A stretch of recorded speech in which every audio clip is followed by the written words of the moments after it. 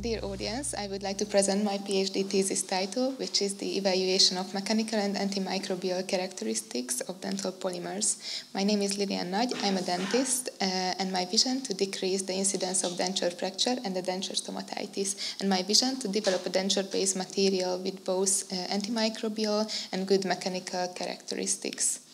I have two specific goals. Let's start with the first project, which is the evaluation of flexural strengths and antifungal characteristic of polymethyl metacrylate incorporated with silver nanoparticles.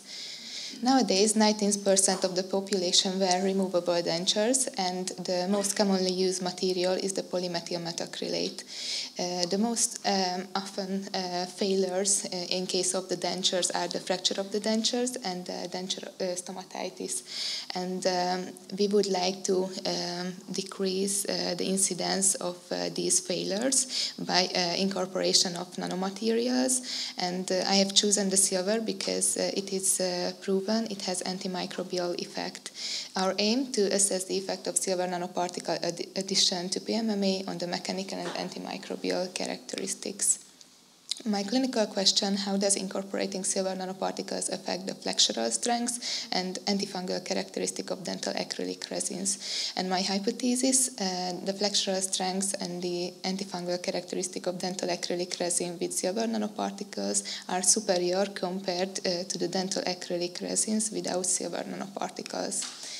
After the systematic search, we had more than 13,000 articles, and finally we had 24 eligible articles. Let's start with the first outcome, which is the flexural strengths. It's a mechanical property. It shows how the material can resist for bending forces, and we evaluated four variables.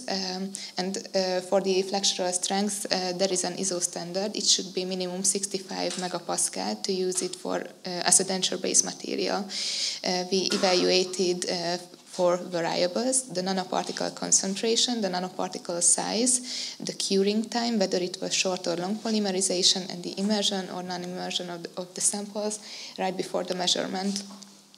You can see here our results for the flexural strengths. We made a multivariate analysis. On the horizontal axis, you can see the silver nanoparticle concentration in weight %.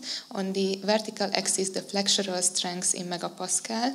And in the two columns, you can see the immersed samples and the non-immersed samples in the other column. And in the rows, you can see the different silver nanoparticle size ranges, and with the different colors we signed the short and long polymerization. And our result is, as the silver nanoparticle concentration increases, the mean flexural strength decreases. In case of the other variables, we didn't find significant differences. Let's move on the other outcome, which is the antifungal effect. It shows the number of the cells in the fluid around the samples, and we measured it for the Candida albicans. And on the graph on the horizontal axis, you can see the silver nanoparticle concentration, and on the vertical axis, you can see the number of cells in logarithmic scale. And we found that there was a significant reduction in the cell count with the increasing silver nanoparticle concentration. Let's move on to the last outcome, which is the biofilm formation inhibitory effect.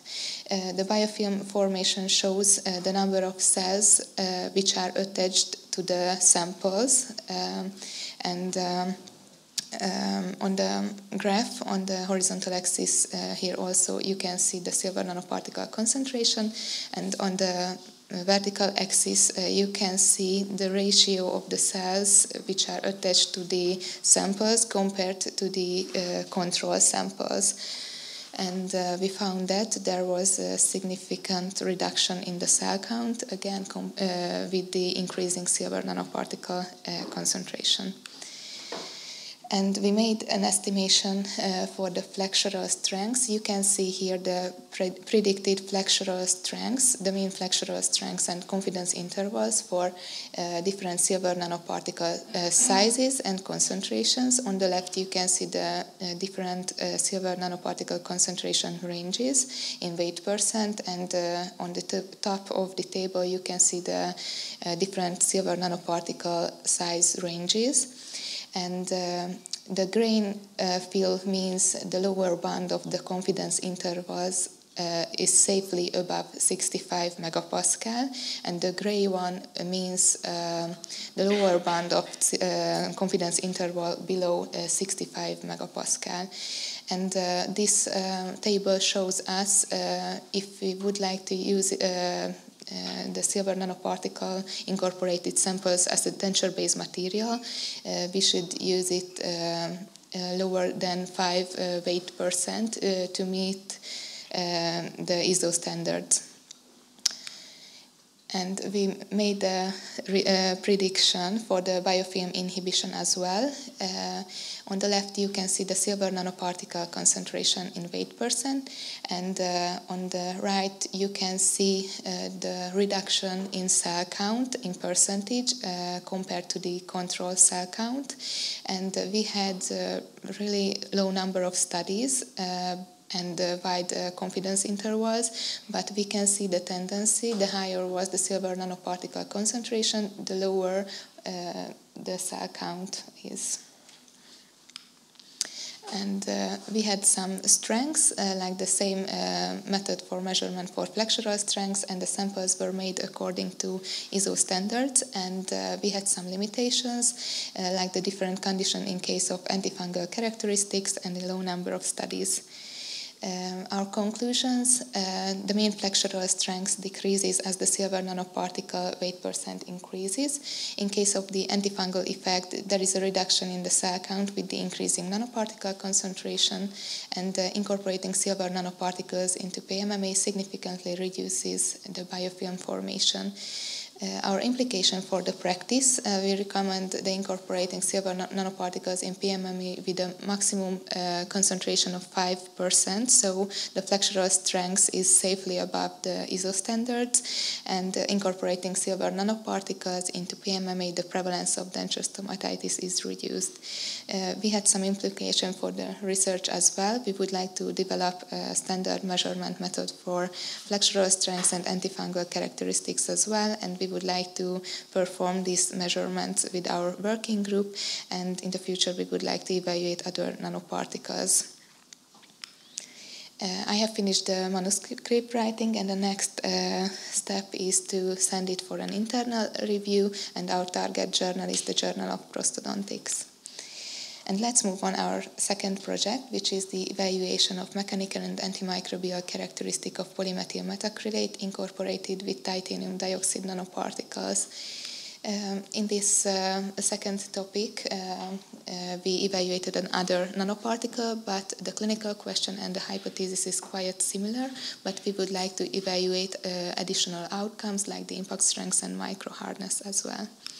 After the systematic search, we have found more than 9,000 articles, and currently I'm working on the full text selection.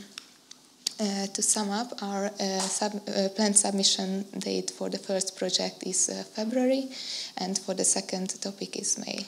Thank you for your attention, and I would like to finish my presentation with a quote: "Success is a small effort repeated day in and day out." Thank you.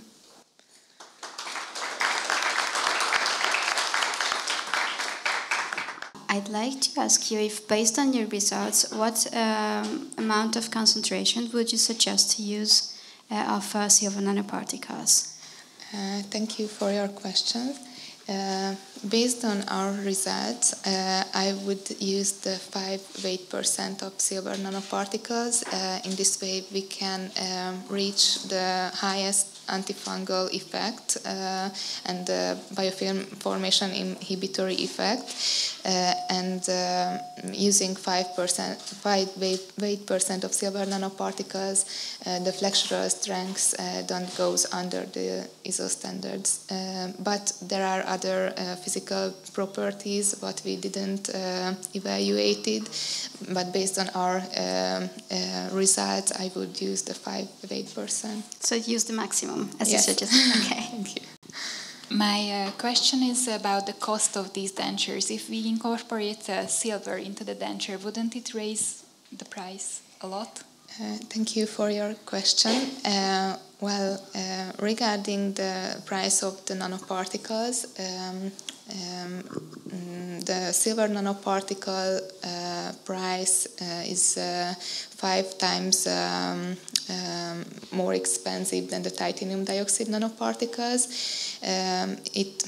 And the price depends on how much material you buy. So if you buy a bigger quantity, it's cheaper. So if you buy, for example, a low amount of silver nanoparticles, it's about 5,000 forints per gram. And if you buy a titanium dioxide nanoparticle, 1 gram is about 1,000 forints. But we need for a denture less than 1 gram. So I think